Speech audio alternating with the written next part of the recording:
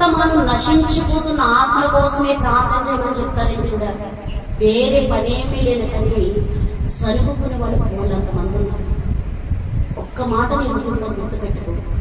ఆనాడు యెరూషలేము యొక్క ప్రాకారణ కట్టడానికి నెహెమ్యా గారిని ఎట్టి రీతిగా దేవుడు ఏర్పాటు చేసి ఉన్నాడు.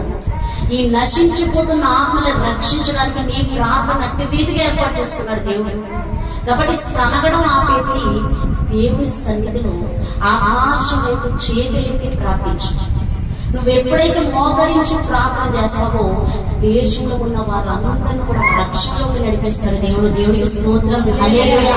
నీ ప్రార్థన ద్వారా ఎన్ని ఆత్మలైతే రక్షణ పొందుతాయో అంత ప్రతిఫలం దేవుడు నీకు ఇస్తాడు. నువ్వు నమ్మి సనగడం ఆపేసి నువ్వు ప్రార్థన చెయ్యి.